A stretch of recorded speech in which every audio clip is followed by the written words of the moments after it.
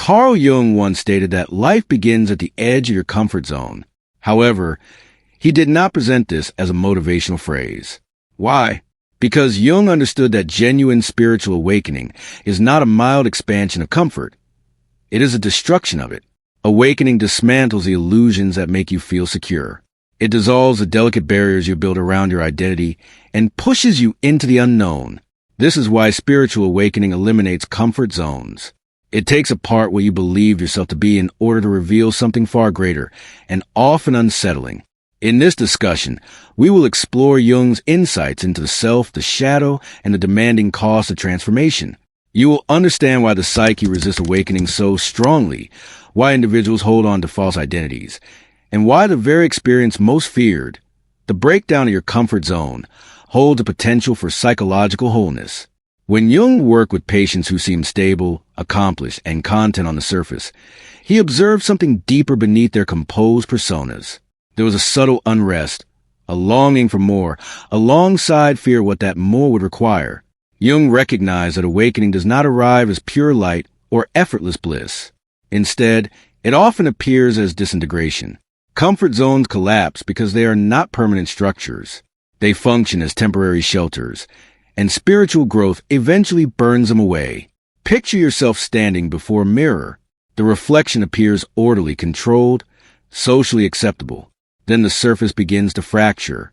Behind it, another face emerges, unfiltered, instinctive, unfamiliar.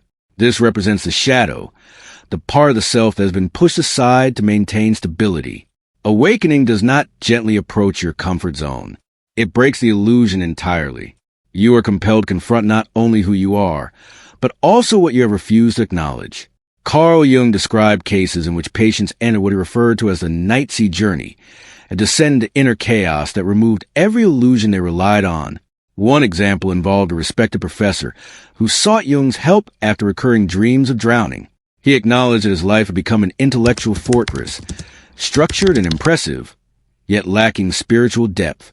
As Jung guided him further into self-exploration, the professor admitted his fear of emotions, his distance from his own desires, and his discomfort with vulnerability. His comfort zone was his intellect. Awakening required that structure to break down. Only by surrendering to the symbolic flood in his dreams could transformation begin. This presents a clear paradox. You may desire awakening, but it will not protect your current identity. It will not confirm your existing comfort. Instead, it will take it apart. Jung wrote, "There is no coming to consciousness without pain." To awaken is to step deliberately into psychological intensity, to allow the false security you depend on to dissolve so that the authentic self can emerge. Why is this dismantling necessary? Because the ego operates as a cautious builder. It constructs limited spaces of safety, identities, social roles, routines, relationships, and personal narratives, designed to maintain control and predictability. Carl Jung explained that each psychological room, the ego builds functions as a defense against the abyss. Yet the self, the complete totality of who you are, is vast, untamed, and expansive. It cannot be contained within the narrow structures created by the ego. For growth to occur, those walls must come down. Comfort zones must give way. You may already sense this internally. It appears as persistent dissatisfaction when life becomes overly predictable. It shows up as anxiety when everything seems fine, yet feels empty. It is the quiet awareness that something within you seeks change. Awakening often begins in that restlessness, the very feeling you attempt to suppress. It exists in the dreams you dismiss and emotions you avoid because they disrupt your sense of stability. Jung compared this process to alchemy. The alchemist's furnace was never designed for comfort. It existed for transformation. Base metal had to be exposed to heat, dissolved, and reformed before it could become gold. In the same way, your comfort zone represents the raw material. Awakening is the fire that acts upon it. If you endure the process, what emerges is individuation, the integrated, resilient wholeness of the self. Carl Jung cautioned that this path should not be misunderstood. It is dangerous precisely because it can feel like a form of death. He observed that patients who entered this process without proper guidance risk becoming overwhelmed, fragmented, or psychologically destabilized. Awakening, in his view, was never something to romanticize. He described it as a crucifixion of the ego, yet also as a form of resurrection. This presents the same decision every seeker eventually encounters: remain within the comfort zone and stay partially unaware, or step into transformation and accept the risks that come with becoming whole. The moment you choose awakening, your previous world begins to shift. Jung described this stage as standing at the edge of the unconscious, where stability no longer feels certain. Relationships may change. Friends may not understand your shift in perspective. Family members may resist it. The life that once felt normal can begin to feel artificial, as if it no longer reflects who you are. What you are experiencing in this phase is not madness. It is a gradual removal of the persona, the social mask developed for adaptation and survival. The persona served a purpose. It allowed you to function within society, gain acceptance, and find belonging. However, as Jung emphasized, when that mask becomes rigid, it turns into confinement. You begin to mistake it for your true identity. Awakening removes that illusion. In doing so, it confronts you simultaneously with fear and potential. For Jung, this was not theoretical speculation. It was a lived psychological reality. After his separation from Sigmund Freud, Carl Jung entered a profound inner crisis, an intense period of visions, symbolic dreams, and psychological upheaval that he later documented in the Red Book. He described ascending into an inner cavern, encountering figures who confronted him, and facing what he understood as the gods and demons of his own psyche. To outside observers, this period may have appeared unstable. Jung, however, recognized it as a process of initiation. He was experiencing the collapse of his own comfort structures, and through that collapse came some of his most important insights. Consider placing yourself in a similar position. The sense of certainty begins to weaken. You experience unfamiliar dreams, unexpected emotions, and a growing desire for meaning beyond daily routines. Part of you wants to return to what once felt safe, yet something within continues to move you forward. This reflects the nature of awakening. Once it begins, it cannot simply be reversed. Jung described a patient in her 30s who repeatedly dreamed of standing inside a house on fire. Each room she attempted to enter fell apart in flames. Initially, she interpreted the dream as a prediction of catastrophe. Jung clarified that the fire symbolized a breakdown of outdated psychological structures. Her former comfort zones were being dismantled, leaving no place to retreat. Although the imagery was intense, the process proved freeing. The fire represented the beginning of individuation, the movement towards psychological integration. Carl Jung made it clear, most people avoid awakening because it is not about comfort. It is about authenticity. Comfort zones protect you from pain, but they also shield you from real transformation. They create safety through predictability. Yet at the same time, they restrict growth. To awaken is to step outside that safety and realize that the separation serves a deeper purpose. However, this departure is not a sentence of permanent despair. Jung understood that within every descent there is a potential for ascent. The old structure may collapse, yet from its remains something more aligned with your true nature can develop. The persona may fall apart, but from those pieces emerges a self that is integrated rather than divided. You may already sense this pull toward a life shaped by truth instead of fear. Even so, fear remains present. Jung warned that when comfort structures break down, the shadow moves forward. Suppressed anger, unacknowledged desires, unresolved grief, and hidden strength begin to surface. This is why awakening can feel threatening. It brings you face to face with aspects of yourself you once refused to confront. During such periods, you might dream of falling, drowning, or moving through a dark forest. These experiences are not indications of failure. They are signals that the psyche is guiding you inward. Jung described this method as active imagination, a conscious dialogue with the unconscious. He encouraged individuals to engage with these inner images, allow the shadow to express itself, and listen carefully to what emerges from within. Yet engaging in this dialogue requires courage. To truly listen is to accept risk. Once you hear the shadow's voice, you cannot ignore it. You begin to understand that the comfort you clung to was never genuine peace. It was avoidance. Now the abyss calls for your courage. For the modern seeker, the setting may be different. You are not in Jung's study, but the challenge is just as real. Your comfort zone could be a draining career, a relationship that stifles expression, or habits that numb your deeper desires. Awakening dismantles these structures, not to punish you, but because the self cannot fully exist within them. You face a choice: cling to illusion or step into the transformative fire. Thus, the journey begins. The persona collapses. The shadow rises. The unconscious begins to influence your waking life. It feels like an ending, but it is actually initiation.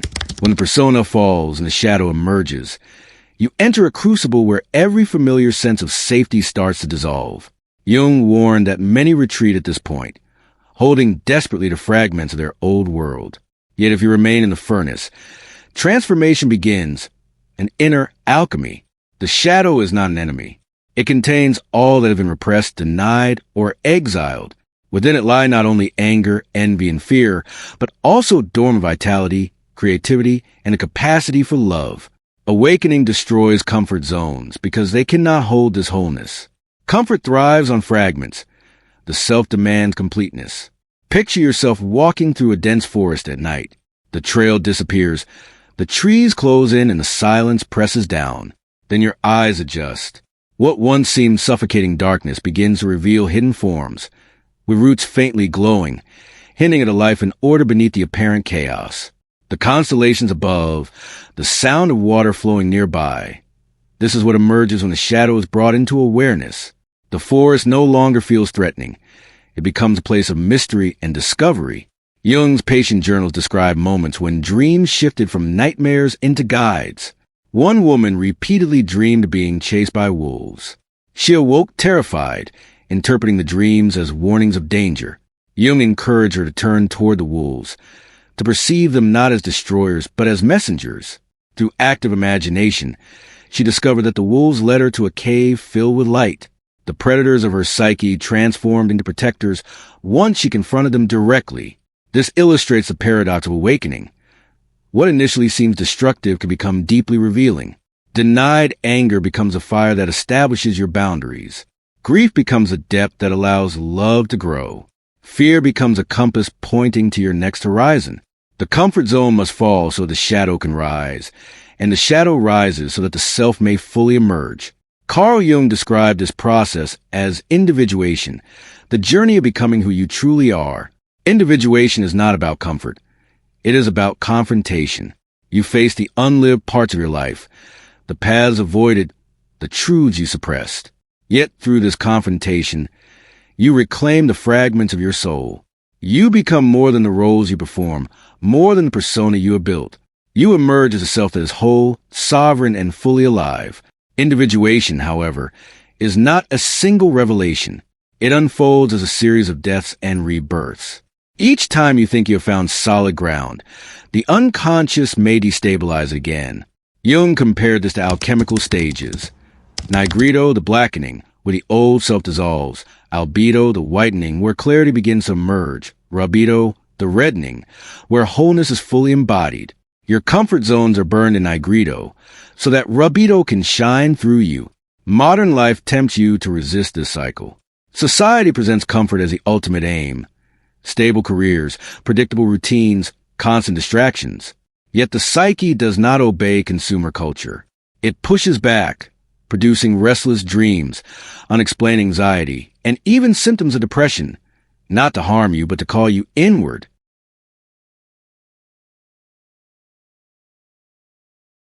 Jung understood these signs not simply as illness, but as evidence of soul refusing to remain dormant. Here lies the cost.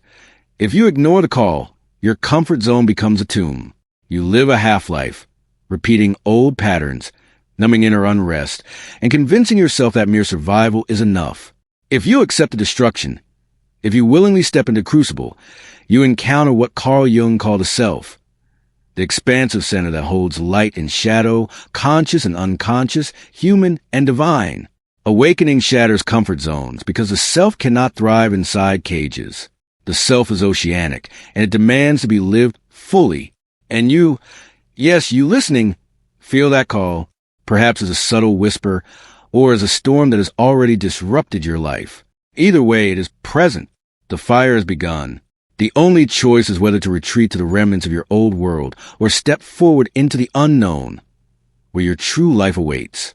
As you move into the unknown, you begin to experience the cost of awakening, physically, mentally, and relationally. Jung wrote that the psyche is uncompromising. It does not dismantle comfort zones gently or in orderly fragments. It tears at the roots of your attachments. People you assume would accompany you forever may fall away. Habits that once numbed your pain lose their hold. Careers, beliefs, and even identities can collapse like fragile scaffolding. You grieve these losses, even as you recognize that they were never the essence of your being. This grief is necessary. Jung saw it as a rite of initiation. To awaken is to endure many small deaths. The death of who you believe you had to be, the death of the narratives you clung to, and the death of shelters that once kept you safe. Comfort zones were coffins lined with velvet. Awakening rips the lid off, exposing you to both light and storm. Yet, what emerges from these ashes? The journey becomes simultaneously daunting and luminous. Jung emphasized that the self communicates through symbols, dreams, synchronicities, and archetypes, guiding the awakening process. When the comfort zone collapses, the unconscious begins to flood your life with guiding images. You may dream of fire, water, serpents, or deities. You may notice striking patterns in the outer world that reflect your inner state. These are not mere coincidences. They are signals that your psyche is reorganizing itself. One of Jung's patients dreamed of climbing a mountain, only to see the summit crumble beneath her. She fell into an abyss and discovered a hidden temple, luminous and expansive. To Jung, this captured the essence of awakening. The mountain of the ego falls, yet the abyss reveals the sacred. The destruction of the comfort zone is not chaotic. It is a form of sacred architecture. Resistance is natural. Every person resists. You may try to cling to fragments of the old world, hoping to awaken without losing too much. Jung warned against this. To hold on to pieces is to remain divided. The self demands wholeness, not compromise. Comfort zones cannot be partially broken. They must collapse completely so something entirely new can arise. At this stage, many mistake the fire for punishment. Jung understood it as alchemical necessity. In alchemy, the crucible must reach intense heat for lead to transform into gold. Too little fire leaves the material unchanged. Too much shatters the vessel. Awakening requires both surrender and resilience, to endure the fire without fleeing, yet without breaking. Here lies the danger. Jung cautioned that awakening without grounding can lead to inflation, when the ego, overwhelmed by archetypal forces, begins to identify with them. The seeker may mistake vision for literal truth, power for divinity, or self for godhood.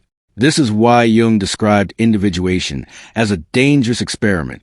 Comfort zones protect not only from pain, but also from grandeur. Once destroyed, the psyche must learn to hold the power of the self without being consumed by it. The question then becomes, how do you navigate this razor's edge? Carl Jung advised maintaining a balance. Remain grounded in ordinary life while engaging deeply with the symbolic. Honor your dreams, visions, and synchronicities, but also continue to eat, work, love, and live in the world. The furnace burns within, yet you still walk on the earth. In this equilibrium, the self emerges not as chaos, but as wholeness. Consider this. The comfort zone was a fragile shell. Awakening cracks it open. The yolk spills. The embryo stirs. Something larger than you begins to breathe. This is not the destruction of life, but the birth of a life more vivid and authentic than you imagined. The destruction is complete. You are no longer who you were. The persona is shattered. The shadow has spoken. The unconscious has surged through you. What remains is raw, alive, and trembling. You stand at the threshold of something vast and sacred. The self, ready to be lived. Here we reach the stage where the old self is ash, and the new self awaits birth. Integration. Jung understood that the collapse of comfort zones was never an endpoint but a gateway. The purpose is not endless destruction, but rebirth into wholeness. Integration means gathering the fragments of your psyche, the persona, the shadow, anima or animus and archetypal images, and weaving them into a living tapestry. No part is denied or excluded. The pieces once exiled return as allies. Anger becomes strength. Grief becomes depth. Love becomes the very breath of your being. This integration is not passive. It is a daily choice. Jung wrote that individuation is a lifelong endeavor. It is not accomplished in a single revelation, but in the steady practice of embodying wholeness, even when it is inconvenient, frightening, or misunderstood. To live awake is to live as the self, not as a mask. In the modern world, this may mean speaking the truth when silence would be easier. It means choosing authenticity over approval. It means following the subtle compass of your dreams, even when society pressures you toward conformity. It means seeing every relationship, conflict, joy, and sorrow as reflections of your inner journey. Comfort zones will tempt you again, offering safety and numbness. But once you have experienced awakening, you understand that safety is not life. Jung observed this in patients who embraced individuation. A man trapped in endless patterns of compliance began to experience his anger not as violence, but as vitality. He established boundaries, spoke with courage, and discovered relationships that honored his soul. A woman weighed down by duty began to follow her dreams, creating paintings that spoke the language of her unconscious. Her comfort zone was gone, yet her life became a canvas of truth.